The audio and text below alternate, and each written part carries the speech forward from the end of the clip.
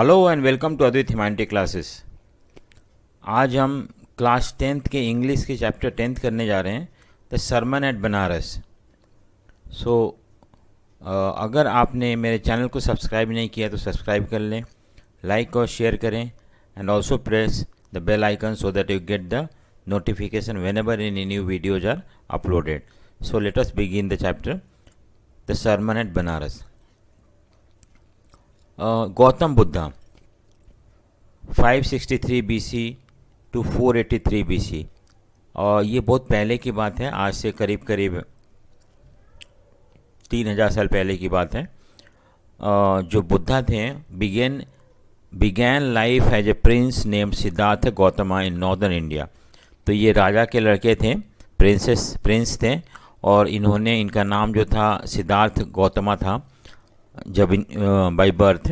So in north India में इनका जन्म हुआ था। At 12 he was sent away for schooling in Hindu sacred scriptures and 4 years later he return home to marry a princess.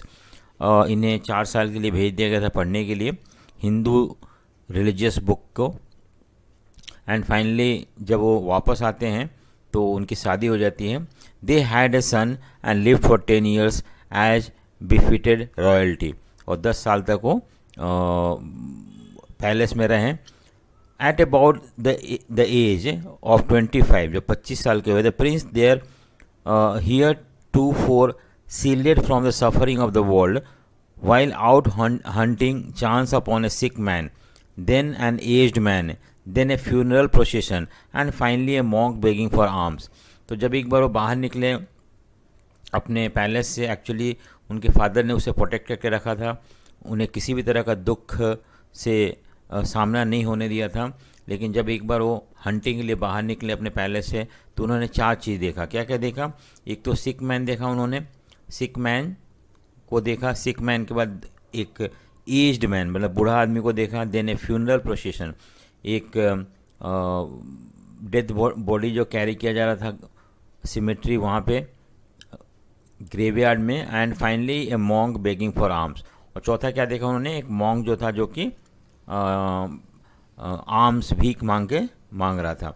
These side so moved him that he at once went out into the world to seek enlightenment. ये सब देखने के बाद उनका बहुत mind विचलित होने लगा, और फाइनली वो क्या किए कि वहाँ से निकल गए और एनलाइटनमेंट के लिए, सच्चाई की खोज के लिए।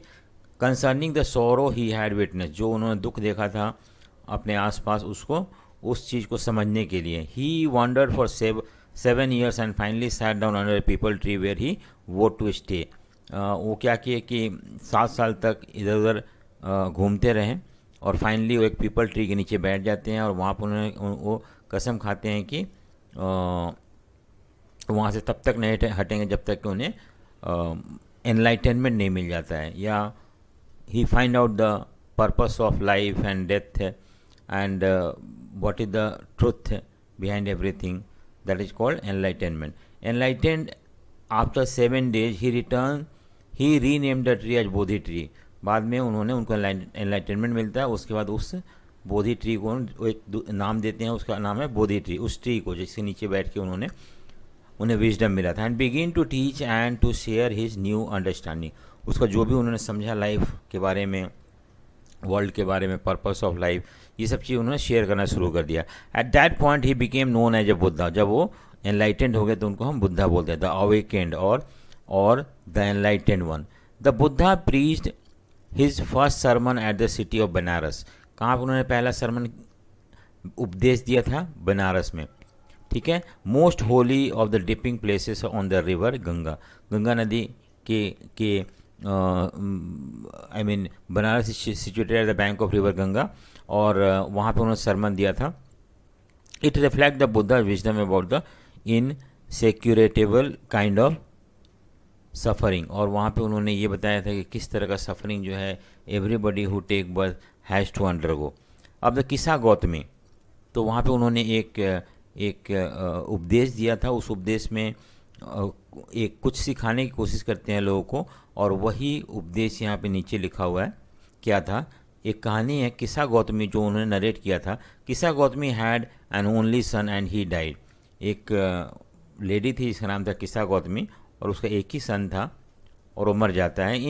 इन her grief he she carried the dead child to all her neighbors, asking them for medicine, and the people said she had lost her senses, the boy is dead. कि बच्चा मर गया और लेके घूम रही है, मेडिसिन मांग रही है.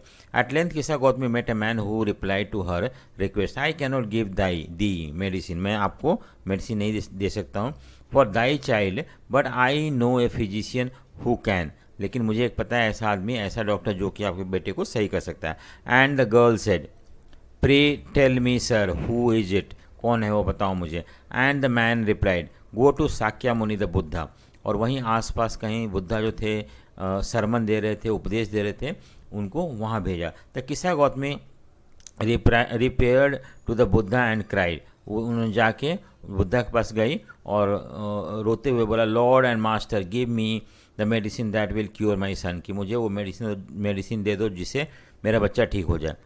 The Buddha answer, I want a handful of mustard seeds, मुझे मुट्ठी भर के मस्टर्ड सीड्स चाहिए, सरसों का seeds. And when the girl in her joy promise to procure it, जब वो लड़की ने बोला कि मैं लेके आऊँगी handful of mustard, the Buddha added, the mustard seed must be taken from a house where no one has lost a child, husband, parents और फ्रेंड, ऐसा घर से लेके आओ जहाँ कोई ना मरा हो, ना कोई बच्चा मरा हो, ना कोई किसी का हस्बैंड मरा हो, ना किसी के पेरेंट्स मरा हो, ना किसी के फ्रेंड्स मरे हो.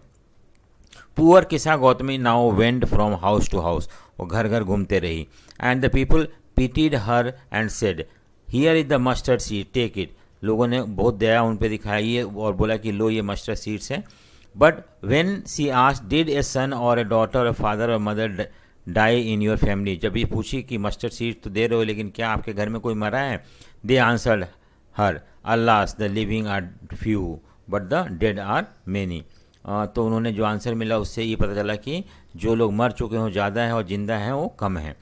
Do not remind us our deepest grief, and there was no house but some beloved one had died in it, ऐसा कोई घर नहीं था जहाँ पे उनके प्यारे कोई डियर कोई मरा नहीं हो. किस्सा गौतमी बिकम वेरी, बहुत थक गई ये सुन के, एंड होपलेस, और उन्हें अब कोई होप नहीं रहा. And sat down at the way side watching the light of the city, और वहीं बैठ गई और जो शहर के स्ट्रीट पे जो लाइट जला था उसको देखते रही. As they flickered up and were extinguish again, जैसे वो टिमटिमा रहा था लाइट और फिर बुझ गया. At the last the darkness of the night rained everywhere, और जब लाइट बुझ गया जो स्ट्रीट पे चल रहा था तो सब जगह हम देखते हैं कि अंधेरा हो गया. And she consider the fate of a man that their lives flicker up and are extinguish again, तब उसे समझ में आया कि इंसान का ज़िंदगी ऐसे होता है, शुरू में लाइट होता है, फिर फ्लिकर होता है, एंड फाइनली वो बुझ जाता है या मर जाता है आदमी.